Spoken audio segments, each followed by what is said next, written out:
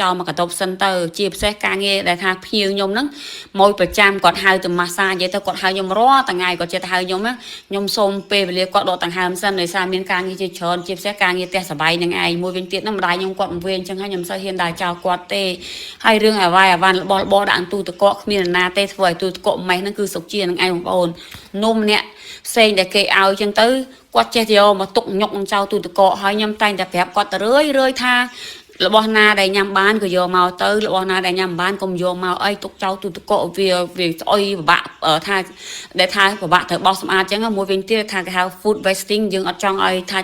ទម្លាប់ឲ្យថាយើងខ្ជះខ្ជាយម្ហូបអញ្ចឹងណាអញ្ចឹងនៅពេលដែលខ្ញុំបោសសម្អាតទូទឹកកកហ្នឹងម៉ែខ្ញុំគាត់មិនវិញទេបងប្អូនគាត់ចង់ចូលបន្ទប់ទឹកប៉ុន្តែគាត់រកបន្ទប់ទឹកអត់ឃើញទេអ្វីដែលគាត់រកឃើញគឺអញ្ចឹងគឺធុងឬក៏បាសកេតខ្ញុំទុកកន្លែងណាក៏គាត់រកឃើញបងប្អូនដល់យប់ឡើងអញ្ចឹងទៅធុងដាក់នៅចុងជើងក៏គាត់រកឃើញទេអ្វីដែលគាត់រកឃើញគឺការ៉ូអញ្ចឹងព្រលឹមឡើងគឺខ្ញុំបោសសម្អាតដល់ពេលគាត់ថាបន្ទោបងនំតូច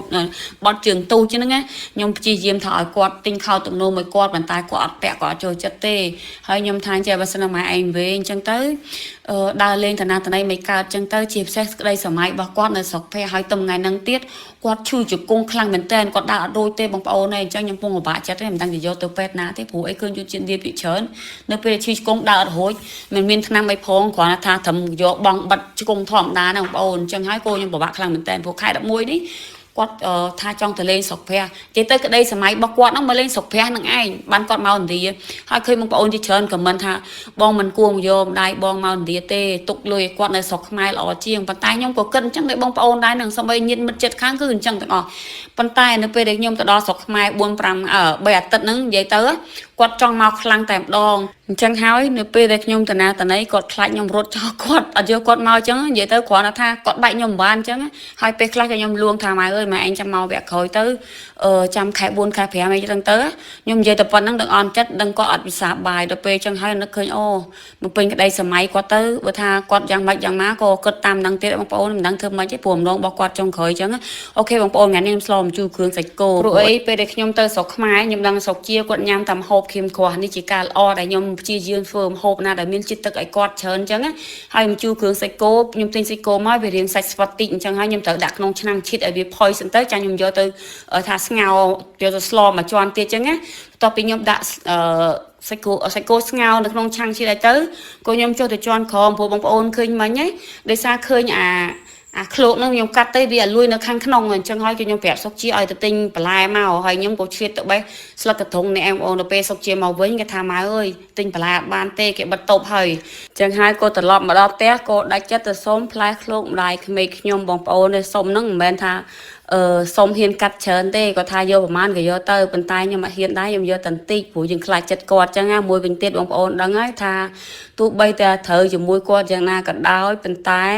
ក៏មិនសូវហ៊ានញញ៉ៃជាមួយគាត់ដែរមួយវិញទៀតយើងយកម្ដាយគាត់ម្ដាយខ្ញុំហ្នឹងមកលេងជាមួយផងឲ្យផងអញ្ចឹងទៅខ្ញុំនៅជាមួយម្ដាយខ្ញុំមិនមានពេល take care គាត់ទេអញ្ចឹងហើយក៏រត់តែខ្លាចគាត់មួយជាន់ទៀតដល់ពេលប្តីខ្ញុំខលមកគាត់មិនដឹងនិយាយស្អីទេជាមួយម្ដាយក្មេកខ្ញុំយករឿងញញ៉ៃច្រើននៅក្នុងគ្រួសារបងប្អូនអើយដល់ពេលអញ្ចឹងទៅខ្ញុំកាន់ថាហិតតែមិនហ៊ានជាមួយគាត់ទេបងប្អូនគាត់ថាខ្ញុំមិនអាចនិយាយថា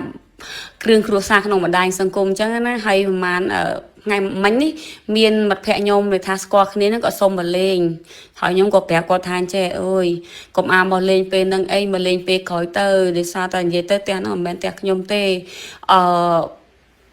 េចង់មានអាណាមកលេងអញ្ចឹងទៅខ្ញុំសូមអនុញ្ញាតពីម៉ែក្មេកខ្ញុំសិនបើម៉ែក្មេកខ្ញុំថាអូខេនឹងយកគាត់មកបើសិនជាម៉ែក្មេកខ្ញុំថាមិនអូខេទេខ្ញុំមិនហ៊ានទេអញ្ចឹងហើយខ្ញុំតែថាអញ្ចឹងខ្ញុំមានក្តីសម័យមួយថាខ្ញុំមានផ្ទះខ្លួនឯងនៅឥណ្ឌាបងប្អូនតែមិនដឹងថាក្តីសម័យនេះវាខ្លាយជាការពិតឬក៏យ៉ាងណាទេបងប្អូនអើយព្រោះនឹកឃើញថាធម្មតាទេពេលយើងមានផ្ទះខ្លួនឯងយើងចង់យកអ្នកណាមកនៅជាមួយក៏បានមកលេងក៏បានវាសិទ្ធិសេរីភាពរបស់យើងដល់ពេលយើងមកនៅជាមួយគេជន់លើជន់ក្រោមចេះបែងចែកមិនក៏ដោយក៏នៅផ្ទះគេមិនដែរគេមកគ្រប់គ្រងទៅដែរដល់ពេលចឹងទៅវាខ្លាចចិត្តគេដែរបងប្អូនអូខេបងប្អូនឥឡូវស្លមកជូរគ្រឿងសាច់គោខ្ញុំគឺឆ្អិនហើយបងប្អូនបន្តមកទៀតក៏ខ្ញុំដួសហើយចឹងទៅក៏រៀបឲ្យម្ដាយខ្ញុំនិយាយទៅម្ដាយខ្ញុំគាត់ដើរខ្លួនឯងអត់កើតត្រូវតែគ្រាគាត់ចឹងខ្ញុំក៏ព្យាយាមប្រើវីតាមីនចឹងទៅផឹកទៅដល់គោដើម្បីពើចឹងឲ្យគាត់ដើរស្រួលចឹងទៅប៉ុន្តែគាត់នៅតែចឹងដែរបងប្អូនអូខេបងប្អូនមុខហូបខ្ញុំថ្ងៃនេះមាន2មុខស្លមកជូរគ្រឿងហើយនឹង ឆាពងទាខ្ញុំដាក់លុយបន្លែហ្នឹងតែឯងអញ្ចឹងបងប្អូនសូមអញ្ជើញឆ្ងាញ់ជាមួយខ្ញុំអញ្ចឹងមករយៈនេះគឺខ្ញុំរវល់ច្រើនកិច្ចការក៏ច្រើនដែរហើយស្អុកជាមើលទៅបងប្អូនក្នុងវីដេអូគាត់អនាម័យរបស់គាត់មែនឥឡូវគាត់ចាប់ដើមលាងដៃមុននឹងញ៉ាំបាយអញ្ចឹងណាហើយវីដេអូខ្ញុំថ្ងៃហ្នឹងក៏មានប៉ុណ្ណឹងដែរអរគុណច្រើនបងប្អូនដែលតែងឆ្លាញ់ចូលចិត្តជួយ